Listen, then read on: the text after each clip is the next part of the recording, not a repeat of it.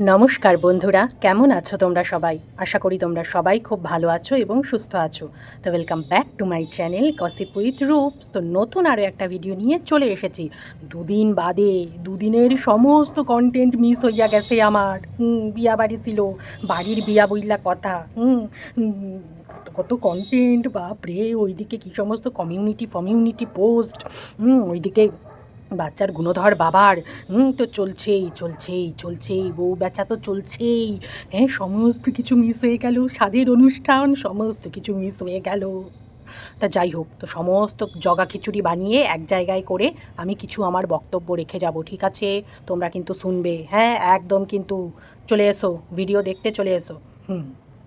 তো চলো, কিছু কিছু বক্তব্য রেখে যাই। তো আমাদের বাচ্চার গুণধর বাবার যেইটা কাজ সেটা তো করেই চলেছে। লাইভে এসেও বউ বেচা চলছে, ভিডিওতেও বউ বেচা চলছে। ওর আর বউ বেচে বেচে হচ্ছে না, এই বেচার টাকাতেই তো চলে গেছে তারাপীঠ ঘুরতে, শান্তিনিকেতন ঘুরতে, ওই সমস্ত ঘুরে বেড়াচ্ছে। আবার যাওয়ার আগে বলে গেছে যে দাঁড়াও দুটো দিন আমি একটু ডোজ দিতে পারবো না। হ্যাঁ, দুটো দিন একটু ঘুরতে যাব, তো তা ঘোরার থেকে ফিরে আসি, ফিরে এসে ডোজ একদম রেডি আছে বউয়ের জন্য। একটু বাড়াবাড়ি করবে, আবার ডোজ নিয়ে বসে যাবে। তা আমাদেরকে বলেই গেছে যে বাড়ি ফিরে আবার কিন্তু আমি ডোজ নিয়ে বসবো, আবার চোখ রেখো আমার চ্যানেলে। সত্যি সত্যি বড় হলে বাচ্চাটা যখন বড় হবে, বলছি এই ছেলের দিকে, ছেলের চোখে চোখ রেখে তাকিয়ে কথা বলতে পারবে বাচ্চার গুণধর বাবা। যা শুরু করেছো, ছি ছি ছি ছি। মানে মানুষ তোমাকে বুঝছে, ভালো রকমভাবে বুঝছে। যত বউয়ের কেচ্ছা মানে বার করছো না, বার করার তো আর কিছুই নেই, কি আর বার করবে? আর বার করার কি আছে বউয়ের? হ্যাঁ, তো যত ওই সমস্ত ঘাটছো, নিজের নোংরা চেহারাটাই কিন্তু দর্শকদের কাছে বেরোচ্ছে। হুম দেখছো না ভিউজের অবস্থা? কে কে রয়েছে তোমার ভিউজ, তোমার ভিডিও দেখার জন্য? ওই যেই কটা তোমার পা চাটা, সেই কটাই পড়ে রয়েছে। বুঝতে পেরেছো? ভিলেনকে আমি বরাবর বলি না, ভিলেনকে কারা পছন্দ করে? ওই যারা ভিলেন ক্যারেক্টারের হয় তারাই পছন্দ করে ভিলেনকে। তো তোমার ওই কটা ভিলেন মানে ভিউয়ার্সরাই পড়ে রয়েছে তোমার ভিডিও দেখার জন্য আর তোমার পা চাটার জন্য। আর একখানা কাকু কাকিমা জুটাইছে, বাপরে কী যে পছন্দ ওই কাকু কাকিমার এদেরকে। হ্যাঁ, মানে এদের ক্যারেক্টারও বোঝা যায়। বললাম তো, যারা এদেরকে পছন্দ করবে, এই গুণধর বাবার ফ্যামিলিকে যারা পছন্দ করবে, তাদের ক্যারেক্টার আমার বোঝা হয়ে গেছে। কেউ ভালো নয়, ওই দিককারও ওরা ভালো নয়, এই দিকের এই পরিবারও ভালো নয়। আমি কারুর গুণগান করতে এখানে বসিনি। তো চলে গেছে তারাপীঠ, ঘুরে বেড়াচ্ছে, শান্তিনিকেতন ঘুরে বেড়াচ্ছে, হ্যাঁ, বউ বেচা টাকায়। আবার বলছে আমরা তো আর চোর না, আমরা ভিখারি হতে পারি, ভিখারি হয়েও আমাদের গর্ব। বাবা! বউ নাকি শাড়ি নিয়ে চলে যাচ্ছিল। দিদি হচ্ছে প্রমোশনের যেই সমস্ত জিনিসগুলো দিত, প্রোডাক্টগুলো দিত, প্রমোশন করে করে সেইগুলো নাকি সব অর্ধেক নাকি ফাঁকা হয়ে গিয়েছে, অর্ধেক ফাঁকা হয়ে নাকি গিয়েছিল। কোথায়? নাকি দুদিন পর পর মা আসতো, দুদিন পর পর নাকি দাদা আসতো, আর নাকি সেগুলো পাস হতো। আচ্ছা, সিরিয়াসলি? হ্যাঁ, আমরা কিন্তু টিনার ভিডিওতে কিন্তু শুনেছি যে আমার মা বাবা কবে যেত, আমার শ্বশুরবাড়িতে তো আসতেই চাইতো না, কারণ আমার শাশুড়ি, আমার শ্বশুর খারাপ ব্যবহার করতো, কথা বলতো না আসলে পরে। ব্যবহার খারাপ করতো, একটা ভালো কিছু রান্না করে খাওয়াতো না।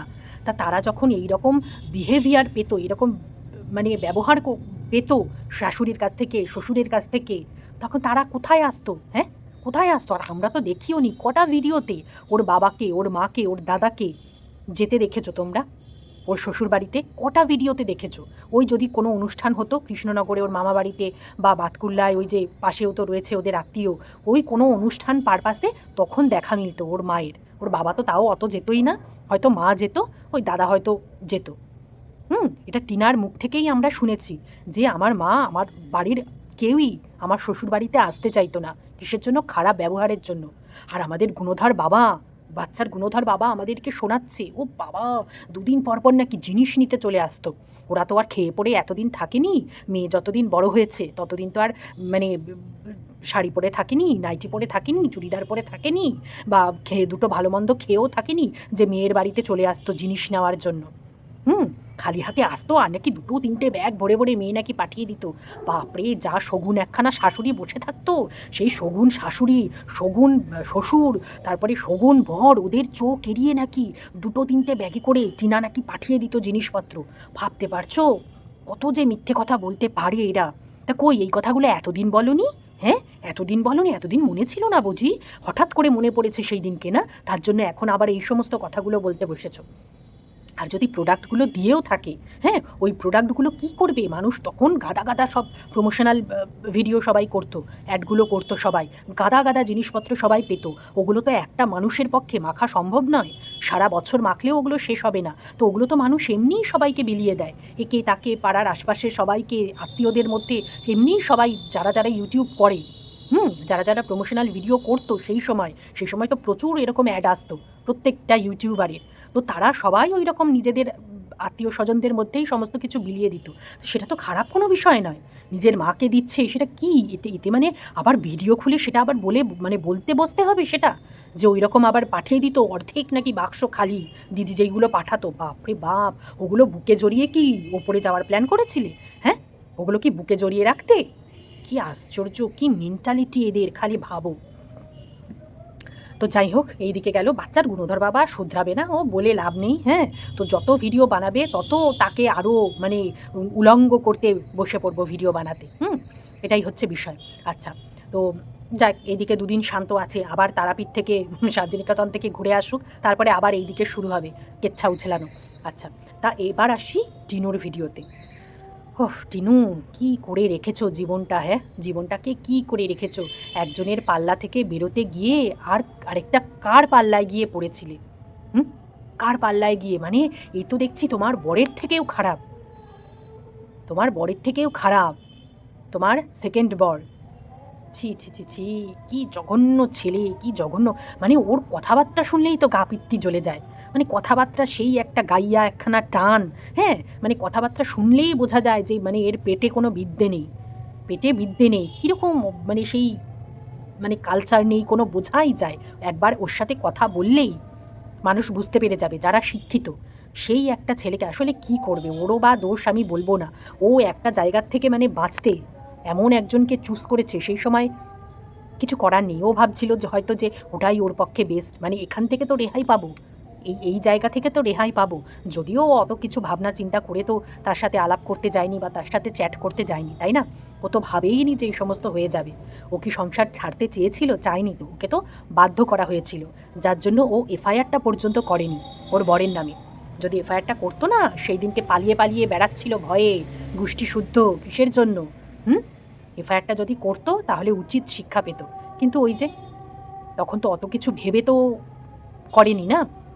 তো যাই হোক, আসলে বাবা মা, ওই যে বলি না, বাবা মা যদি ভালো না হয়, সেই সমস্ত ছেলে মেয়েদের দুঃখ সারা জীবন, সারা জীবন। ছেলেমেয়েরা যদি নিজেরা বুদ্ধির মতন চলে আর কি, হ্যাঁ, বা নিজের পায়ে যদি দাঁড়াতে পারে বা নিজের বুদ্ধিতে যদি চলতে পারে, লাইফটা সেটেল হয়, লাইফটা ভালো হয়। কিন্তু ওই যে একটা 18 বছরের মেয়েকে বিয়ে দিয়ে দিয়েছে, বাচ্চা মেয়ে। হ্যাঁ, সে কি জানে, বিয়ের কি জানে বলো না? তাকে বিয়ে দিয়ে দিল একখানা অজাতের হাতে। তারপরে মেয়েটা ওই রকম একখানা অবস্থায় এলো, তাকে নিজেদের বাড়িতে পর্যন্ত রাখলো না। কি অবস্থা! দাদার বিয়েটাতে পর্যন্ত আসতে দিল না তখন। এই রকম অবস্থা। কি বাবা মা এরা, এরা কি বাবা মা! হ্যাঁ, নিজের ভাইয়ের বিয়েটাতে পর্যন্ত আসতে দিল না, অথচ ভাইয়ের বিয়েতে নাকি লোন করা, কত কত টাকা লোন করা, সেই লোনের টাকা নাকি বোন মেটাচ্ছে। কেন? ওই এই বেলায় বোন মেটাবে? ভাইয়ের দাদার বিয়ের টাকা, লোনের টাকা বোন মেটাবে, অথচ সেই বিয়েতে, সেই দাদার বিয়েতে আসার অনুমতি সেই বোনের নেই। কি বিচার তোমাদের? হ্যাঁ, এই যে বাবা মায়েদের বলছি, আপনাদের কি বিচার? তা সেই বিয়ের ক্ষমতা, এই যে বলতে বসলেন না টিনার মা জামাইকে উদ্দেশ্য করে খুব বলছিলেন না যে আমার ছেলে তো তাও নিজের বউকে খাওয়ায়, নিজের 2 টাকা ইনকাম করুক, 2 টাকা ইনকাম করুক বা 10 টাকা ইনকাম করুক, সে তার বউকে খাওয়ায় পড়ায়। বউকে নাকি খাওয়ায় পড়ায়। আর এদিকে যার সাথে বিয়ে দিয়েছিলেন নিজের মেয়ের, সে নাকি ইনকামই করতো না, সে বউকে বেচে, বউকে দিয়ে ভিডিও বানিয়ে সে নাকি ইনকাম করতো, সেই টাকায় সংসার চলতো। তাহলে এই রকম একখানা শ্বশুর বাড়িতে দেখে শুনে নিজের মেয়ের বিয়েটা দিয়েছিলেন কেন? আপনি যে জামাইয়ের নামে বলতে বসছেন, তাহলে কেন দিয়েছিলেন? সেই সময় তো জানতেন যে জামাই কিছু করে না, জামাই বেকার। ওই যা বাপের সম্পত্তি রয়েছে, জমি জামা, সেই সমস্ত চাষবাস করেই ওদের সংসার চলে। তা তখন মনে পড়েনি? তখন আপনাদের মনে পড়েনি বলুন যে জামাই বেকার? জামাই এখন মনে পড়ছে জামাই বেকার, যেহেতু নিজের ছেলেকে নিয়ে টানছে, নিজের ছেলের নামে বদনাম করছে, তার জন্য এখন খুব গায়ের জ্বালা উঠেছে। কারণ এদের কাছে তো ছেলের কদরটাই বেশি, এদের কাছে তো মেয়ের কদর অত নেই। মেয়ে যেহেতু এখন রোজগার করে, এখন গাদা গাদা টাকা ইনকাম করে, তার জন্য এখন একটু মেয়ের কদর হয়েছে। না হলে 18 বছর বয়সে কেউ মেয়ের বিয়ে দিয়ে দেয় ওই কচি বয়সে? হুম? তা আপনার ছেলের এত ক্ষমতা, 2 টাকা ইনকাম করে, হ্যাঁ সবাই গাদা গাদা টাকা রোজগার করতে পারে না, অবশ্যই সবার সেই ক্ষমতা থাকে না। কেউ মাসে লাখ টাকা ইনকাম করে, কেউ কোটি কোটি টাকা ইনকাম করে, আবার কেউ 10,000 টাকাও ইনকাম করে। 10,000 টাকাতেও কারোর সংসার চালাতে হয়। সবার ইনকাম তো করার ক্ষমতা সমান নয়, ভগবান সবাইকে সমান তৈরি করেনি। তো সেটা 100 বার। আপনার ছেলে হয়তো কুড়ে নয়, আপনার ছেলে বসেও থাকে না। হুম, আপনার ছেলে কাজ করেই খায়, দেখি সে টোটো চালাক যাই চালাক, কাজ করে তো খায়। লোকের ভিক্ষা তো নেয় না, বা বউ বেচে তো খেতে বসে না। অবশ্যই সেটা একটা গর্বের বিষয়। যে কাজ করে খায়, সে যে কাজই হোক না কেন, কাজের কোনো উঁচু নিচ নেই। কিন্তু এই যে বলছেন 2 টাকা রোজগার করলেও সেটা বউকে খাওয়ায়, সেই ক্ষমতা আছে। তা কই, নিজের বিয়ে করেছে, নিজে বিয়ে করেছে, লোন নিয়েছে, সেই লোনের টাকা মেটানোর ক্ষমতা নেই আপনার ছেলের? হ্যাঁ, সেটা বোন মেটাবে? বাহ! তাহলে আপনার জামাই আর আপনার ছেলে দুজনের মধ্যে আর পার্থক্য কী রইল? পার্থক্য কিছু রইল? রইল না তো। তো আপনারা আগে ঠিক হন, বুঝতে পেরেছেন? আপনাদের জন্য, আপনাদের এই বাবা মায়েদের জন্য না আপনার ছেলে মেয়েদের এই রকম অবস্থা, এই রকম তাদের কপালের দুর্দশা। নাহলে টিনু তো চায়নি, টিনু তখন চেয়েছিল? কখনো চায়নি, সেটা আমরা শুনেছি। হুম, সেটা আমরা শুনেছি যে টিনু চায়নি তখন বিয়ে করতে। আর বিয়েটা হয় কি করে? একটা স্বামীকে সে ডিভোর্স দেয়নি। স্বামীকে ডিভোর্স না দিয়ে আরেক জায়গায় কখনো বিয়ে করতে পারে? কি বাবা মা আপনারা! হ্যাঁ, আপনার কথা বাদই দিলাম, তার বাবাটা কি? সে একটা সরকারি চাকরি করে, সে ড্রাইভারই হোক যাই হোক, সরকারি চাকরি তো, সে তো নিয়মকানুন জানে। হ্যাঁ, কোনটা মানে আইনের আওতায়, কোনটা বেআইনি, সে তো সব জানে। সে কি করে ডিভোর্স হয়নি মেয়ের, সেখানে কি করে আরেকটা ছেলের ঘাড়ে ঝুলিয়ে দিতে পারলো, বিয়ে দিতে পারলো? সেটা তো, সেই বিয়ের তো কোনো মানে সামাজিকতাই নেই, সেটা তো অবৈধ। সেই বিয়ে তো অবৈধ বিয়ে। সেইখানে আপনারা বাবা মায়েরা দাঁড়িয়ে দাঁড়িয়ে থেকে মন্দিরে বিয়ে দিয়ে দিলেন, সেই ছেলের হাতে মেয়েকে তুলে দিলেন। আপনারা বাবা মা এখন বলতে বসছেন জামাইয়ের নামে, জামাই যেহেতু ওই দিক থেকে বলছে। আর আমি না একটা জিনিস বুঝে পেলাম না, যেই টিনা মুখ খোলার পাত্রী নয়, 3 বছরে ওই একটা দুটো ভিডিও করে সেই যে মুখ বন্ধ করে রেখেছিল, আজ অব্দি যে মুখ খোলেনি, এখন হঠাৎ করে বরকে নিয়ে বলতে বসেছে, হ্যাঁ শ্বশুরবাড়িকে নিয়ে বলতে বসেছে, ওইদিকে সেকেন্ড বরকে নিয়ে বলে যাচ্ছে। মানে কি বিষয়টা আমি ঠিক বুঝলাম না, হঠাৎ করে কেন ও মুখ খুলতে শুরু করলো? মানে তলে তলে ব্যাপারটা ঘটছেটা কি? সেটাই হচ্ছে বিষয়টা কি ঘটছে তলে তলে, সেটাই তো বুঝে পাচ্ছি না। নাকি জমি টমি কেনা হয়েছে, হাত ফাত সব খালি, ব্যাংক ফ্যাঙ্ক সব খালি হয়ে গেছে, এখন আবার ব্যাংক ভর্তি করতে হবে, হ্যাঁ অ্যাকাউন্ট সব ভর্তি করতে হবে, তার জন্য কি এখন এই সমস্ত উতলাচ্ছে নাকি? মানে এদের কাউকে বিশ্বাস নেই, বিশ্বাস করো, এদের কাউকে বিশ্বাস নেই। হুম, তো সেটাই বলছিলাম, মানে বলতে বলতে কোন ট্র্যাকে চলে গেলাম, যে একজনের থেকে পালিয়ে এসে আবার কি চুজ করেছিলে, হ্যাঁ কি চুজ করেছিলে, কি একখানা জঘন্য, মানে এ তো মানে কোনো পাতে ফেলারই যোগ্য না। সেকেন্ডবার যাকে বিয়ে করলে এ তো কোনো পাতে ফেলারই যোগ্য না। এই ধরনের কমিউনিটি পোস্ট, হ্যাঁ এই ধরনের কমিউনিটি পোস্ট যেখানে তোমার ইজ্জতের ফালুদা করে দিয়েছে, ইজ্জতের ফালুদা নাকি সোনাগাছির মেয়েদের সাথে তুলনা করেছে তোমায়। হ্যাঁ, তোমার প্রতি নাকি তার কোনো ইন্টারেস্টই নেই, তাহলে তখন কেন এসেছিল? হ্যাঁ, তখন একখানা বাড়ির বউকে কেন কেন মেসেজ করতো, একখানা মাকে, একটা বাচ্চার মাকে কেন ওই সমস্ত সেক্সুয়াল সব মেসেজ করতো? হ্যাঁ, তাকে বাড়ি থেকে টেনে বার করলো, বিয়ে করবে বলে প্রতিশ্রুতি দিল, করেও ছিল, কিন্তু তার কারনামা এরকম, আগের বউও টেকেনি। হ্যাঁ, সেই বউ থাকাকালীনও সব মেয়েদের সাথে চ্যাট করতো। ছি ছি ছি ছি ছি, কী জঘন্য, কী জঘন্য! এ আবার অন্যের ক্যারেক্টার বিচার করতে আসে? হ্যাঁ, বাড়িতে জল দিতে আসছে, তার সাথেও জুড়ে দিচ্ছে তোমাকে। ছি ছি ছি ছি, তার সাথে আবার সেটেলমেন্টে এসেছো। এত ভয় কিসের? এত ভয় কী করতো সে 9 তারিখে এসে? হ্যাঁ, যে এত ভয় যে তার আগেই ফোনে সমস্ত বার্তালাপ করে নিজেদের মধ্যে সব সেটেল করে নিলে। কিসের এত ভয়? তোমার বাবা রয়েছে, দাদা রয়েছে, কিসের ভয়? প্রশাসন নেই? প্রশাসন নেই, কী করবে এসে? বদনাম যা হওয়ার তো তোমার হয়েই গেছে, পাড়াতে এসে দুর্নাম করবে, বাড়িতে এসে ঝগড়াঝাটি করবে, অশান্তি করবে, পাড়ার লোকজন জানবে, তারা তো সবাই জানে, সমস্ত কিছুই জানে। আসুক না, আসতো এসে দেখতে যে ওর মানে কতদূর পর্যন্ত কি করতে পারে। এত কিসের ভয়? সারা জীবন তো ভয় করেই রইলে। এত ভয় পেও না, দরকার নেই এত ভয় পাওয়ার। যে তোমায় নোংরা নোংরা এইভাবে ইজ্জত নিয়ে ইজ্জতের ফালুদা বানাচ্ছে, তার সাথে আবার ফোনে সেটেলমেন্ট করছো। হুম, কি বলবো, মানে সত্যি আমি মানে বলতেও চাই টিনুকে, কিন্তু আবার বলতে গিয়েও না ভাবি যে না, এর তো কোনো দোষ নেই। হ্যাঁ, এর দোষ নেই। এই আজকে পরিস্থিতির শিকার, টিনা আজকে পরিস্থিতির শিকার। আজকের বাড়ির লোকজন যদি ঠিক হতো, এই এই জিনিসটা হতোই না এই জিনিসটা। তারাই তো ঠিক না। সে চেয়েছিল যে একটা বছর এর সাথে কথা বলতো, এর সাথে মিশতো, মিশে দেখতো, বাপের বাড়িতে থেকেই 1 বছর দেখতো মিশে যে কীরকম, এর সাথে বিয়ে করা যাবে কি না, এর সাথে থাকা যাবে কি না, একে আবার সেই জায়গা দেওয়া যাবে কি না। কিন্তু সেই জায়গাটাই তোর বাবা মা দাদা দিল না, বিয়ে করে পাঠিয়ে দিল। কি অবস্থা, একটা অবৈধ বিয়ে, বাবা মা এই কাজ করছে ছেলে মেয়ের সাথে। হ্যাঁ, তা বলি না, বাবা মা হওয়া সহজ কথা নয়। জন্ম দিলেই বাবা মা হওয়া যায় না। হ্যাঁ, বাবা মা হওয়া যায় না। তো চলো দেখা যাক আরও কী কী উছলায়। গুণধর সেকেন্ড বর, গুণধর বাবা তো উছলিয়েই যাচ্ছে, এবার গুণধর সেকেন্ড বর কী কী উছলায় দেখে যাই। আরও কী কী খেল বেরোয়, আমি বুঝতেই পারছি না যে খেলটা কি হচ্ছে। টিনু কেন এখন মুখ খুলছে, আমি সেটাই বুঝতে পারছি না। তো টিনা, কঠোর হও, এখনও পর্যন্ত হওনি। এই যে একটা কমিউনিটি পোস্টে একটুখানি হুমকি দিল, ব্যাস ভয় পেয়ে ফোনে সমস্ত কিছু মিটিয়ে নিলে। হবে না, এইভাবে জীবন চলবে না। তুমি যেই নরম কাদা মাটি ছিলে সেই নরম কাদা মাটিই রয়েছ। শক্ত হও জীবনে, তাহলে কেউ এসে এইভাবে তোমার চরিত্রের ফালুদা করে বেরিয়ে যেতে পারবে না, সেই সাহসটাই পাবে না। বুঝতে পেরেছ? আরেকটা বিষয় নিয়ে আমি বলতে ভুলে গেছি, তো তার জন্য আবার বলতে এলাম নতুন করে। তো টিনা, তোমার সেকেন্ড বর যে বলছে যে টাকার বিষয়টা, যে তুমি নাকি 2 লাখ 2.5 লাখ টাকা দিয়েছিলে সেই সময় ওর বাড়ি তৈরি করতে, ওর ঘর তৈরি করতে, হ্যাঁ, সেইটা নিয়ে আমার নয় তোমার সেকেন্ড বর বলেছে যে টাকার ব্যাপারটা তোমাকে ক্লিয়ার করতে।